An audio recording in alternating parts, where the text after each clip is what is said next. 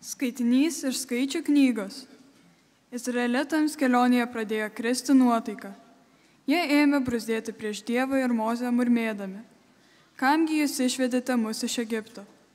Kad mes išmirtume toje dykynėje, kur nėra nei duonos, nei vandens. Mes šleikštuojame nuo to priesko valgio. Tada Viešpats užleido tautą nuodingomis gyvatėmis. Jos ėmė gelti žmonės ir daug izraelitų išmirė. Žmonės ėjo pas Mozę ir prašė: Mes nusidėjome, keldami prieš Viešpatį ir tave. Melski Viešpatį, kad jis išgelbėtų mus nuo gyvačių. Ir Mozė meldėsi už tautą. Viešpats atsiliepė Mozei: Pasidirbink gyvatę ir iškelk ant vėliavos koto. Kiekvienas įgeltasis pažvelgęs į ją išliks gyvas. Taigi Mozė padirbino išvarę gyvatę ir iškėlė ant vėliavos koto. Dabar, kas gyvatės įgeltas, pažvelgdavo į varinę gyvatę, išlikdavo gyvas. Tai Dievo žodis. Dėkojame Dievui.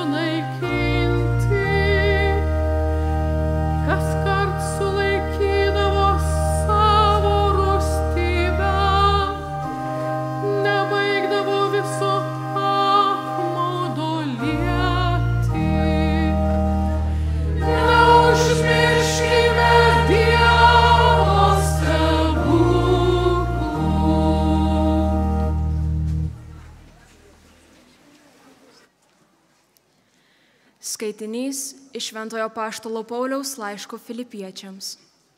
Jėzus Kristus, turėdamas Dievo kaip prigimtį, godžiai nesilaikė savo lygybės su Dievu, bet apiplėšė pats save, priimdamas tarno išvaizdą ir tapdamas panašus į žmones. Jis ir išorę tapo kaip visi žmonės. Jis nusižemino, tapdamas klustus iki mirties, iki kryžiaus mirties. Todėl ir Dievas jį išaukštino ir padovanojo jam vardą, kilniausiai iš visų vardų, kad Jėzaus vardui priklauptų kiekvienas kelis danguje, žemėje ir po žeme, ir kiekvienos lūpos Dievo Tėvo šlovę išpažintų: Jėzus Kristus yra viešpats. Tai Dievo žodis. Dėkojame Dievui.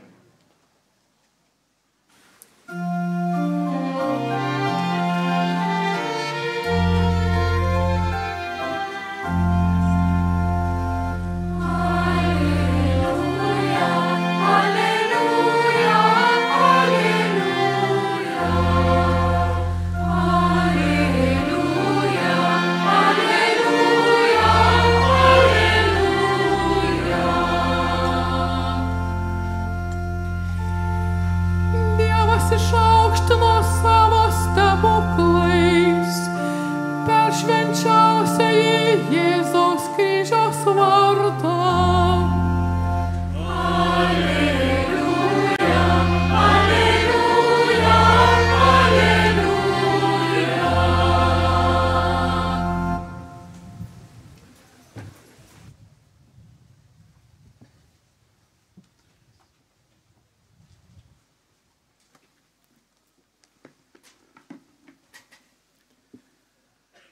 Viešpats su jumis. Iš Šventosios Evangelijos pagal Joną.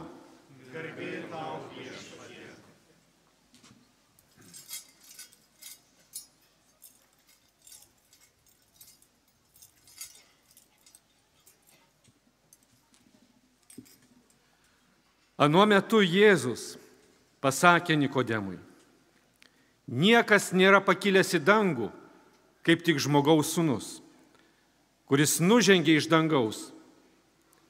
Kaip Mozė dykumoje iškėlė žaltį, taip turi būti iškeltas ir žmogaus sūnus, kad kiekvienas, kuris jį tiki, turėtų amžinąjį gyvenimą. Dievas taip pamilo pasaulį, jog atidavė savo viengimį sūnų, kad kiekvienas, kuris jį tiki, nepražūtų, bet turėtų amžinąjį gyvenimą. Dievas gi nesiuntė savo sūnaus į pasaulį, kad jis pasaulį pasmerktų, bet kad pasaulis per jį būtų išgelbėtas. Tai viešpaties žodis.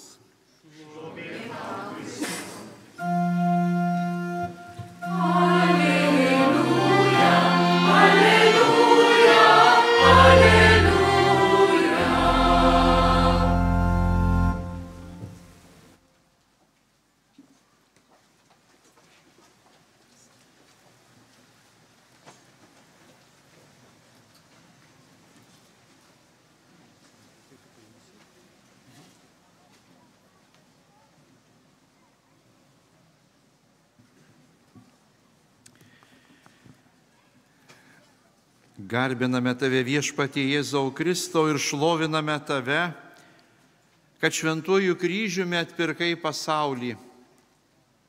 Ir tik ką girdėjome Evangelijos žodžius, kad Dievas taip pamilo pasaulį, kad atidavė savo viengimį sūnų, kad kiekvienas, kuris jį tiki, turėtų amžinąjį gyvenimą. Taigi, kad mes visi ir kiekvienas turėtume amžiną, niekada nesibaigiantį gyvenimą Dieve.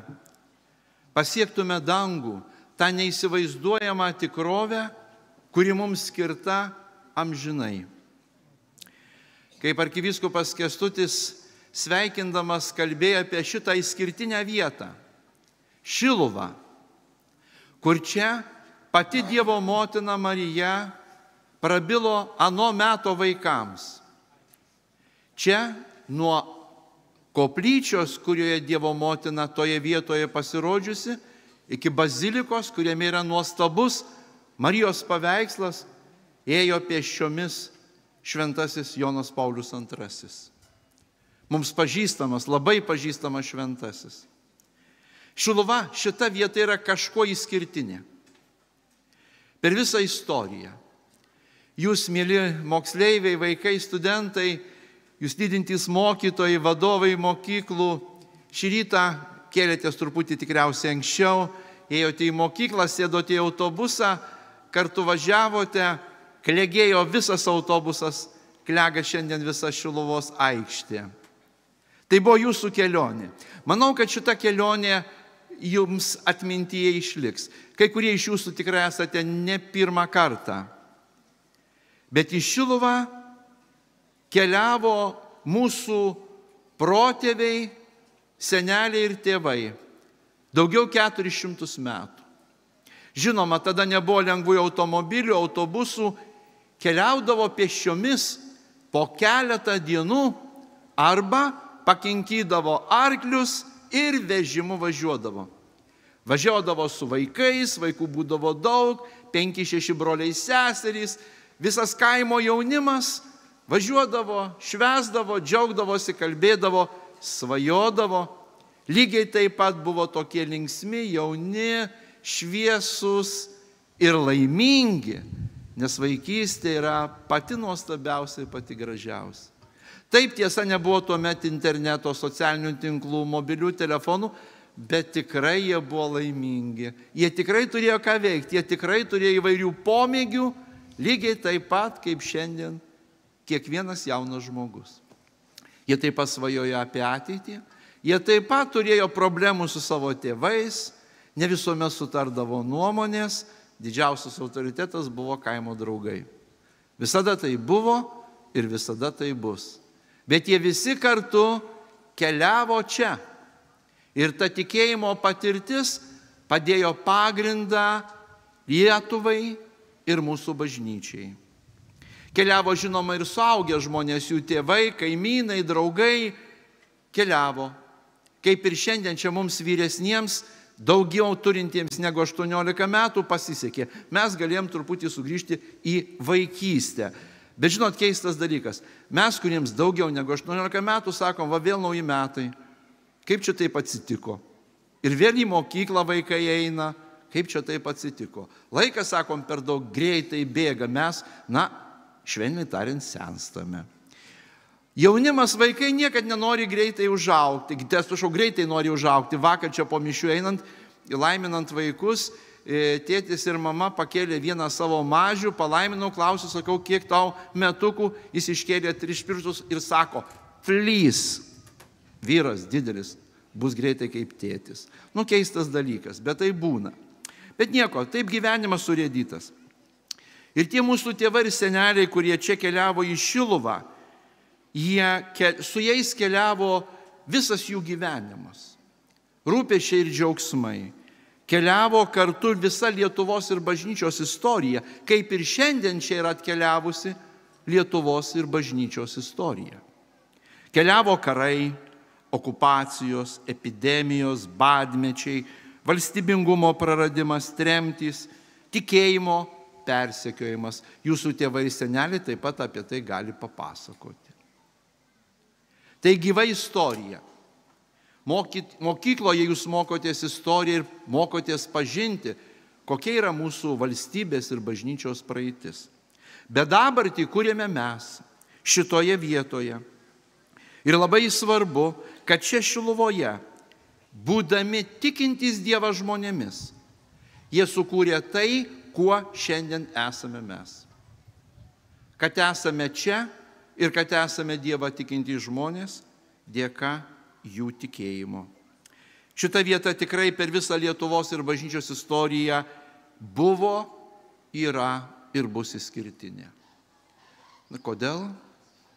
Neįmanoma iš tą klausimą mums atsakyti. Dėl to, kad toks yra Dievo pasirinkimas. Tai buvo ir tai bus.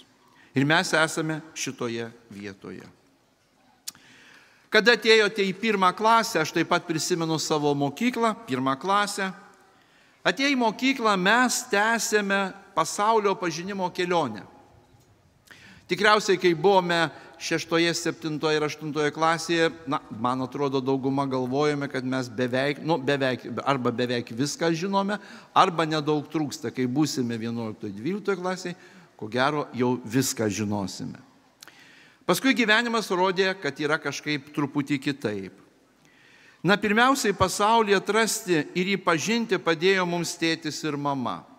Kiekviena ir kiekvienas mes prisimename turbūt tokie kažkokį momentą, epizodą iš mūsų gyvenimo, kada mes save pirmą kartą prisimename. Kažkokia tai proga. Pirmas mūsų prisiminimas apie save. Turbūt iš vaikystės prisimename Kalėdas, prisimename Kalėdų eglutę, kalėdinės giesmes, mišias bažnyčioje, Kalėdų dovanėlės, eglutę, kurią puošdavom ir laukdavome, kada parneš. Prisimename ir 1 klasę. Bet tą atradimą pasaulio gyvenimo mums padėjo tėtis ir mama. Šita kelionė buvo lydima jų meilės mums. Mes jautėmės mylimi ir saugus, žinojome, kad turime tėtį ir mamą. Jie stiprus, jie visuomet pasirūpins, jie mūsų yra tėvai.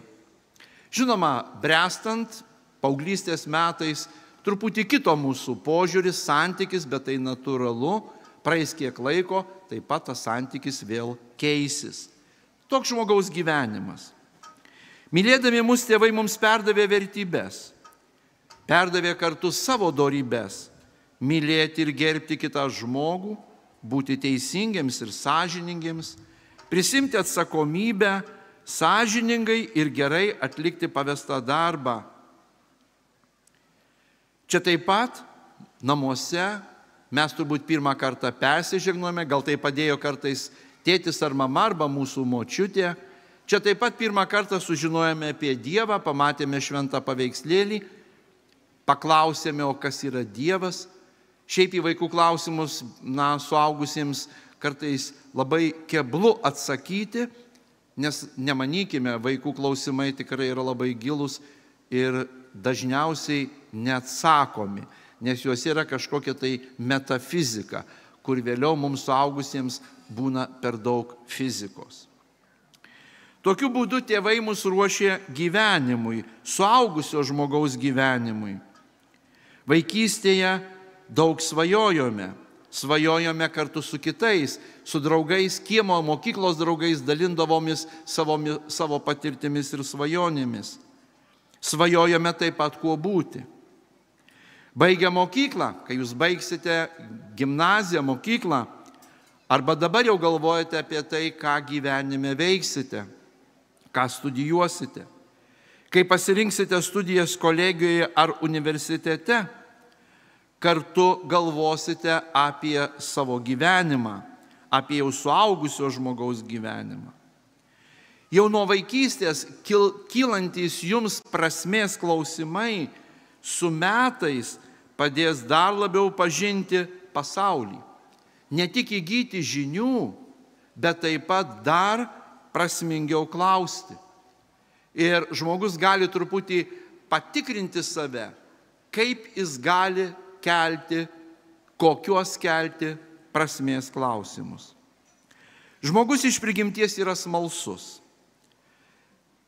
Viską nori žinoti, pažinti ir niekuomet pažinimo kelioniai nėra pabaigos. Žmogus tą sužinojęs ir pažinęs drąsiai keliauja toliau, prieš jį atviri pasaulio horizontai. Taip didieji keliautojai, būdami labai drąsūs, bet lygiai taip pat vedini pažinimo, žingeidumo, atrado kitus žemynus, nežinodami, kur plaukia, eksperimentuodami mokslininkai padarė visus atradimus. Tai per visą žmonijos istoriją vyko ir vyksta žmonijos civilizacijos kelionė. Visi šiandieniai mokslo pasiekimai yra kilę iš prigimtinio žmogaus gebėjimo protu pažinti ir įgimto siekio atrasti naują. Taigi, mielas jaunime, mėly moksleiviai, jūs turite lygiai tą patį troškimą pažinti, žinoti, suprasti. Tačiau žmogus yra daugiau negu tik gebanti pažinti ir atrasti gyvą būtybę. Ir jums mokykloje, kolegijoje, vėliau universitete, moksleiviui, studentui, o vėliau mokytojui ar mokslininkui, bet taip pat ir kiekvienam žmogui kyla ir kils, ir dabar jau kyla daugelesni klausimai. Dėl ko turiu lankyti mokyklą? Į šitą klausimą galima labai paprastai atsakyti, bet galima eiti ir toliau. Kodėl turiu ruošti pamokas?